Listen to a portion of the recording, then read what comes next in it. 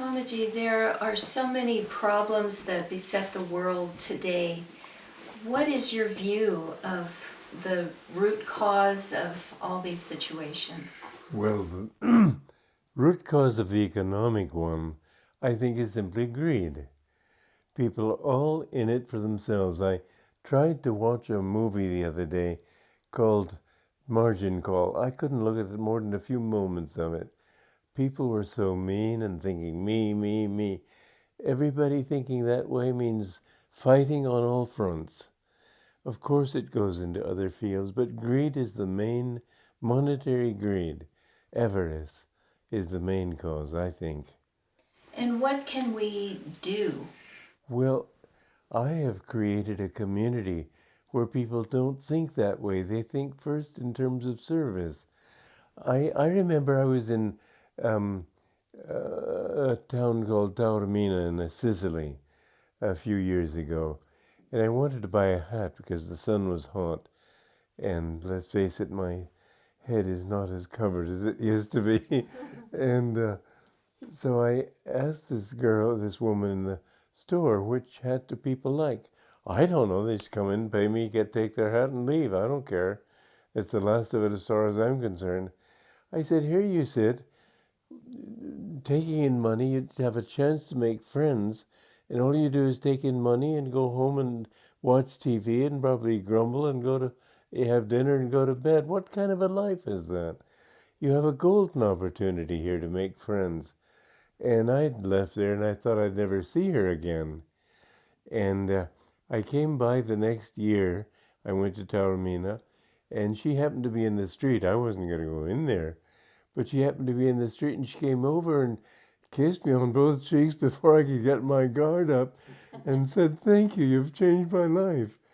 We need to think in terms of the pleasure of helping other people, serving people, sharing with people. We're not in this world alone. Why not make friends? And we can make friends if we share what we have with others. The attitude of the person who's just taking for himself, it makes him unhappy, it makes other people avoid him, and it does not lead to world peace. It leads to world war. So I think we're headed to a very great economic depression, much worse than the 1930s. That's what my guru predicted. And I think the best cure for that is small, intentional, cooperative communities. I've started several. And I think this idea, as he said, it will spread like wildfire. People will begin to understand that you can't get your help from the big government, big things. They're always out for themselves. Big government is out for itself. Okay, big government, it's getting bigger and bigger. Since the days of Franklin Roosevelt, he supposedly took us out of the Great Depression. I don't think he did. I think that it was the war that took us out. I think he just shoved it off. The government paid, but then who pays the government? Okay, you get a big government and it can help people. Who's going to support the big government? The government can't take that much in taxes to pay for these people. Therefore, it inflates. And when there's inflation, the first people they pay are the government workers. I think it was in the,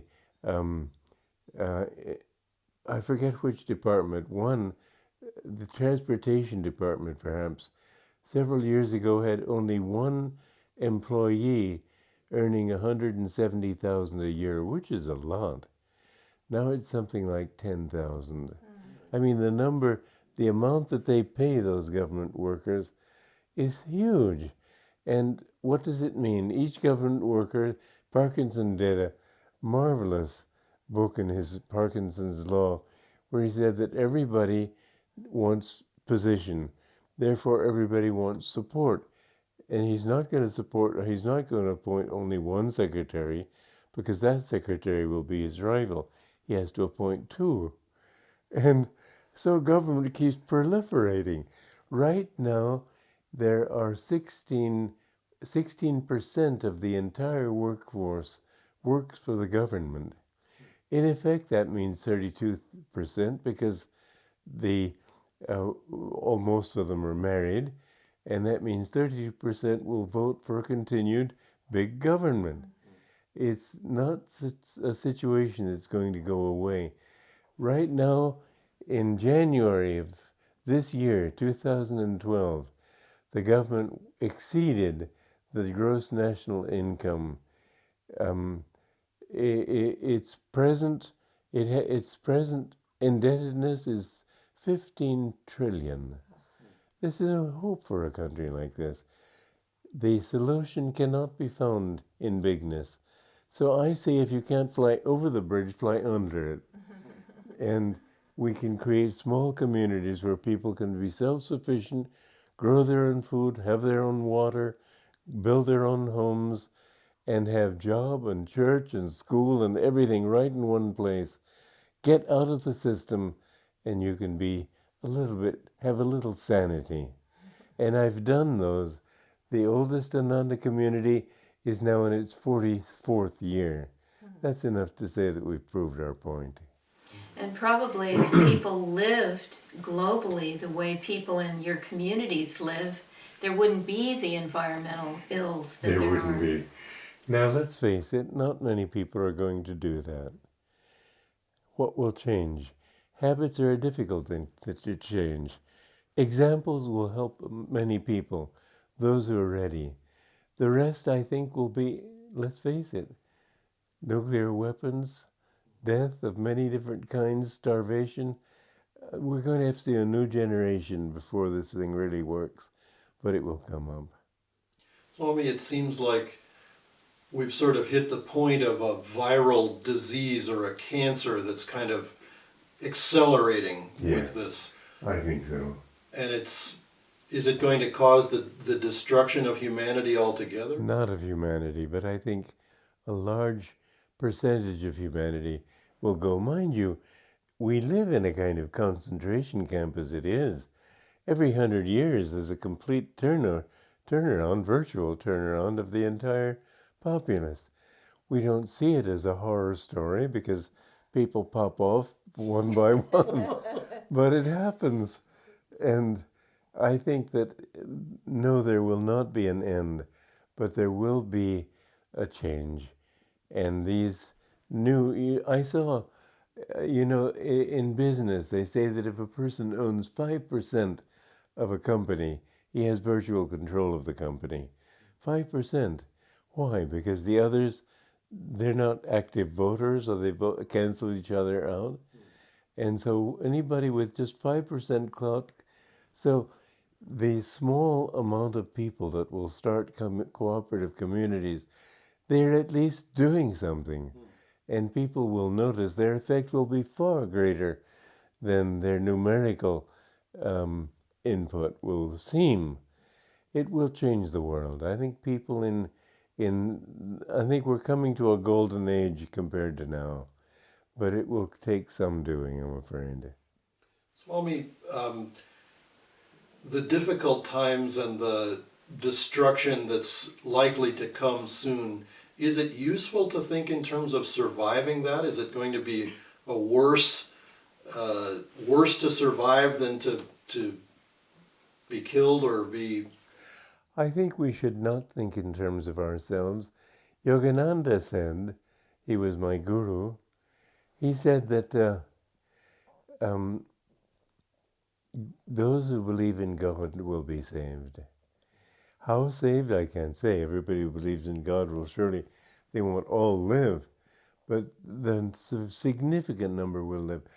I'd like to mention that in Hiroshima and Nagasaki, they dropped the first atom bombs there. There were two religious communities there, a Jesuit and a San Francisco, one in San Franciscan, one in one city, one in the other. They were not far from the epicenter of that bomb, and yet they were saved, untouched.